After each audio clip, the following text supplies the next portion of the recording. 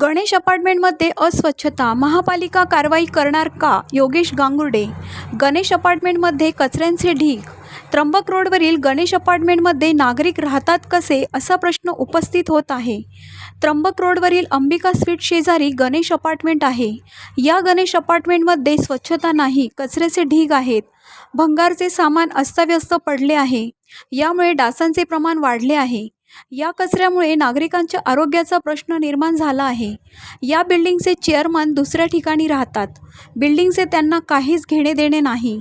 नाशिक महापालिकेला कळविल्यानंतर महापालिका यावर काहीच कारवाई करत नाही.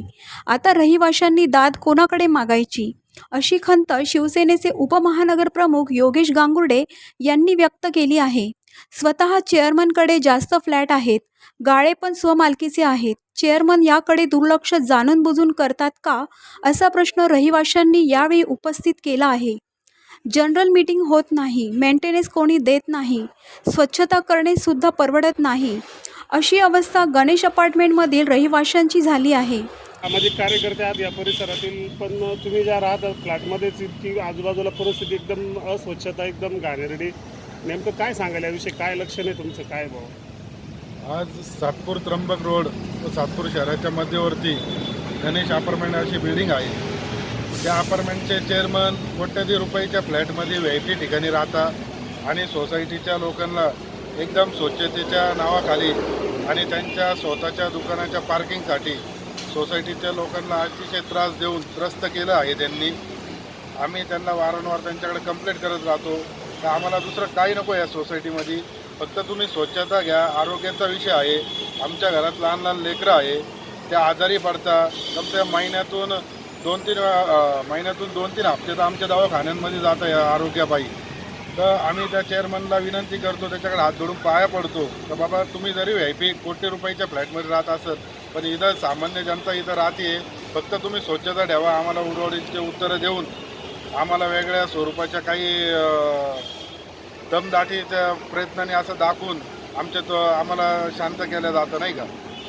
महापालिकेला स्वतः आपण काही निवेदन वगैरे दिलेलं आहे का? याच्या अगोदर महापालिकेला पण निवेदन दिलेले आहे. याच्या अगोदर पावसाळ्यामध्ये इथं मोठा अजगर असा निघाला होता. आत्ता पण रात्री बेरात्री सगळी घाण अवस्था असल्यामुळं तुम्ही पाठीमागं जर जाऊन बघितलं तर पाठीमागं जाऊसुद्धा शकत नाही, अशी या सोसायटीची परिस्थिती आली आहे. समोर जर एवढी घाण आहे तर पाठीमागे किती असेल. रात्री आम्ही येतो जातो तर आम्हाला मोठमोठे साप वगैरे आडवे जात्या. इथून पुढं या सोसायटीतल्या कुठल्याही व्यक्तीला काही दुखापत झाली किंवा काय अडचण झाली, इथं रात्री बेरात्री कोणी, जसं सोसायटीला कोणी वारस नसल्यावर आणि कोणी इथं येऊन अनधिकृत गाड्या वगैरे पार्किंगमध्ये लावून जातात, त्याचा त्रास आम्हाला होतो. आमच्या पण गाड्या आहे. आम्ही गाड्या जर सोसायटीच्या बाहेर लावल्या तर आम्हाला दंड फाडण्यात येतात. तर आम्ही करायचं काय?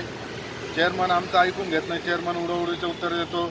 उपनिबंधक अधिकाऱ्यांना पण, पोद्दार साहेब यांना पण आम्ही निवेदन दिलेलं आहे का या सोसायटीला एवढे वर्ष आले, या सोसायटीचा मेंटेनन्स नाही, काही नाही, त्याच्यावरती कारवाई करा. सगळीकडे आम्ही अर्ज देऊन ठेवलेले, पण तरी चेअरमन त्यांची मनमानी करत राहतात. किंवा त्याच्यावर काय प्रक्रिया घडते? आजपर्यंत आम्हाला इथं येऊन 4 वर्ष आली. या 4 वर्षामध्ये आज एकदा पण आम्हाला सोसायटीची मीटिंग किंवा काहीच माहिती नाही. आम्ही चेअरमनला विचारणा केली कधी सोसायटीची मीटिंग घ्या, तर तो म्हणतो तुम्ही घ्या. आम्ही म्हणतो ते पद तरी सोडा, ते पद पण सोडती नाही. चेअरमन आणि सेक्रेटरी हे दोन्ही मिळून आम्ही जेव्हा इथं फ्लॅट घेतले, आमच्याकडून फ्लॅटचे कर वसूल करण्यात आले. सर्व आम्ही पैसे त्यांना दिले आणि ते म्हणतात का आमच्याकडे पैसे नाही. याचा हिशोब मागायचा तरी कोणी? सोसायटीतले सामान्य लोक असल्यामुळं त्याचा पुरेसा फायदा चेअरमन हे उचलत आहे. नाशिक तक न्यूजसाठी रमेश खरात, सातपूर.